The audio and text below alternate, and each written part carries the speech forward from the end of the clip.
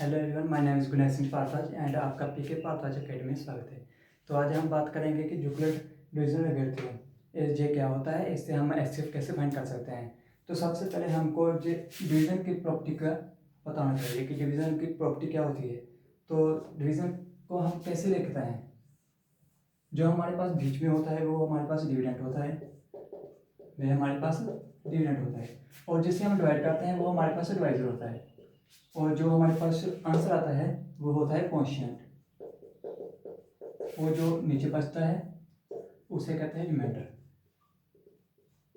तो हम डिविडेंड को कैसे लिख सकते हैं, डिविडेंड को कैसे लिख सकते हैं, divisor multiply quotient, divisor multiply quotient plus remainder, हम इस डिविडेंड को इस प्रकार लिख सकते हैं। जैसे कि हम एग्जांपल ले रहे हैं 7/2 है, 7/2 है, हमारे पास जहाँ पर 7 जो है वो डिविडेंड है और 2 हमारे पास डिवाइजर है। तो हम उस 7 को किस प्रकार लिखेंगे, अब हमारे पास इस 7 को हम कैसे लिखेंगे, 7 इज इक्वल टू डिवाइजर हमारे पास 2 है, मल्टीप्लाई क्वोशिएंट प्लस रिमाइंडर, 2 × 3 6, 6 + 1 7। तो हमारे पास ये प्रॉपर्टी है, इसको ध्यान में रखना होगा। तो अब हम बात करते हैं यूक्लिड डिवीजन एल्गोरिथम, इससे हम एचसीएफ कैसे फाइंड करते हैं। तो हम बात करते हैं क्लास 10th के एक्सरसाइज 1.1 के फर्स्ट सम कि उसे हम कैसे सोल्व कर सकते हैं। उसकी स्टेटमेंट है find the HCF by using Euclid division algorithm. तो फर्स्ट सम की फर्स्ट पार्ट है क्लास 10th एक्सरसाइज 1.1। तो फर्स्ट पार्ट हमारे पास क्या है, 135 एंड 225, जो हमारे पास स्टेटमेंट है। सबसे पहले हमको देखना होगा कि इन दोनों में से बड़ी डिजिट कौन से है। 225 हमारे पास बड़ा है तो हम ऐसे लिख लेंगे, जो हमारे पास 225 बड़ा है वह हमारे पास डिविडेंड है और 135 हमारे पास डिवाइजर होता है। तो हम क्या करेंगे, 225 को हम बीच में लिख लेंगे, 135 को हम डिवाइजर बन जाएगा।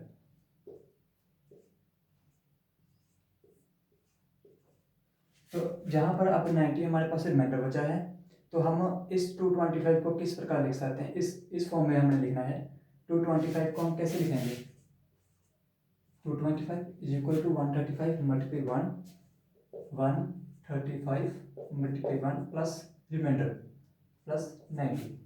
तो अब हमारे पास फर्स्ट स्टेप था। अब सेकंड स्टेप में क्या होगा, जो हमारे पास रिमाइंडर 90 बचा है वो अब हमारे पास डिवाइजर बन जाएगा और हमारे 135 हमारे पास डिविडेंड बन जाएगा।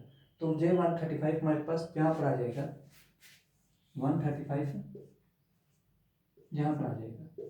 इसको हम भूल जाना है। अब इससे हम सोल्व करेंगे। 45 हमारे पास रिमाइंडर बचा है, 90 हमारे पास जहाँ पर डिवाइजर है, 1 हमारे पास क्वोशिएंट है। तो हम 135 को किस प्रकार लिख सकते हैं, 135 को हम 90 मल्टीप्लाई 1 प्लस 45। अब हमारे पास रिमाइंडर 45 बचा है, तो ये हमारे पास नेक्स्ट स्टेप में डिवाइजर बन जाएगा और डिविडेंड हमारे पास क्या होगा, जे वाला 90 जिससे हमने पहले डिवाइड किया था। हमारे पास 90 हमारे पास डिविडेंड बन गया है, 45 को हमने 2 से मल्टीप्लाई किया तो 90 होता है, तो रिमाइंडर हमारे पास 0 है। ये प्रोसेस आगे के आगे चलता जाएगा जब तक हमारे पास रिमाइंडर 0 नहीं बचता। अगर मान लो हमारे पास जहाँ पर 0 ना बचा हो तो आगे स्टेप फिर से कंटिन्यू होना था। तो अब यहाँ पर हमारे पास रिमाइंडर 0 बचा है, तो ये हमारे पास थर्ड स्टेप था। तो हम 90 को कैसे लिख सकते हैं, 90 को 45 मल्टीप्लाई 2 प्लस 0। तो ये हमारे पास लिख लिया। तो अब एचसीएफ क्या होगा, एचसीएफ जिससे डिवाइड करने से रिमाइंडर 0 बचता हो, जैसे कि 45 से डिवाइड करने से हमारे पास रिमाइंडर 0 बचा है, तो हमारा एचसीएफ क्या है 45। तो हमारा एचसीएफ 45 होगा। जिससे डिवाइड करने से रिमाइंडर 0 बचता हो वह हमारे पास एससीएफ होता है। तो अब यह हमारे पास था फर्स्ट पार्ट। अब हम बात करते हैं थर्ड पार्ट की, कि थर्ड पार्ट को हम कैसे सोल्व कर सकते हैं।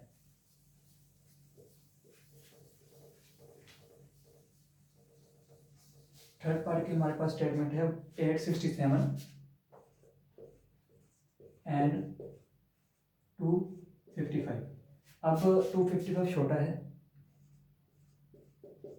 867 से, तो 867 हमारे पास डिवीजन है और 255 हमारे पास डिविडेंड है,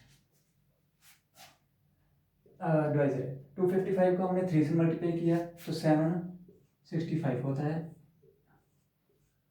अब ये हमारे पास फर्स्ट स्टेप था, तो 867 को हम कैसे किस प्रकार लिख सकते हैं। 867 को divisor multiply quotient plus remainder, divisor multiply quotient plus remainder. 255 multiply 3 plus 102। अब हमारे पास ये हो गया हमारा फर्स्ट स्टेप। अब सेकंड स्टेप में हम क्या करेंगे, ये जो रिमाइंडर था ये हमारे पास डिविडेंड डिवाइजर बन गया है और ये हमारे पास डिविडेंड बन जाएगा। 255 को हमने इस प्रकार जहाँ पर सेकंड स्टेप में लिख रहा है, जिससे हमने डिवाइड किया था पहले स्टेप में, वह हमारे पास डिविडेंड बन जाएगा। तो हमने 102 को 2 से मल्टीप्लाई किया तो 204 हमारे पास होता है 151। ये हमारे पास अब सेकंड स्टेप है। तो हम 255 को किस प्रकार लिखेंगे। 255 को 102 मल्टीप्लाई 2 क्वोशिएंट प्लस 51 रिमाइंडर। तो ये हमारे पास सेकंड स्टेप था। अब थर्ड स्टेप में हम क्या करेंगे, जो हमारे पास 51 है वह हमारा डिवाइजर बन जाएगा और 102 जो है हमारे पास डिविडेंड बन जाएगी। तो 102 हम इस प्रकार लिख लेंगे, ये हमारा थर्ड स्टेप है। 51 को हमने 2 से मल्टीप्लाई किया तो 102 आ गया है, तो रिमाइंडर हमारे पास 0 बच गए, तो हमारा सम यहाँ पर स्टॉप हो जाता है। तो हम 102 को किस प्रकार लिख सकते हैं। 102 को 51 मल्टीप्लाई 2 प्लस 0। तो अब हमारे पास एससीएफ क्या है, जिससे डिवाइड करने से रिमाइंडर 0 बचता हो वह हमारा एससीएफ होता है। हमने लास्ट में किससे डिवाइड किया था, 51 से, तो हमारा एससीएफ क्या होगा 51। एससीएफ हमारे पास क्या है 51। तो ये हमारा फर्स्ट सम का थर्ड पार्ट था। ये हमारा फर्स्ट सम कंप्लीट हो गया है। तो आई होप आपको ये सम अच्छी तरह से समझ लग गया होगा कि जो डिवाइजर होता है उससे डिविडेंड होता है, उसको डिवाइजर से डिवाइड कर कर क्वोशिएंट आता है, उसके बाद रिमाइंडर जो होता है अगले स्टेप नेक्स्ट स्टेप में जो रिमाइंडर होता है वह डिवाइजर बन जाता है, और जो डिवाइजर होता है वो क्वोशिएंट डिविडेंड बन जाता है। तो ये स्टेप आगे के आगे चलते ही जाएगा जब तक हमारे पास रिमाइंडर 0 ना बचता हो। जब हमारे पास 0 बच गया तो हमारा एससीएफ क्या होगा, जिससे डिवाइड करने से 51 जिससे डिवाइड करने से हमारे पास रिमाइंडर 0 बचा हो वह हमारे पास एससीएफ होता है, जहाँ पर हमारे पास एससीएफ 51 है। तो आई होप आपको ये सम अच्छी तरह से समझ लग गया होगा। अगर आपको मेरी ये वीडियो बहुत अच्छी लगी हो तो आप इसे लाइक और सब्सक्राइब जरूर कर दीजिएगा। Thank you.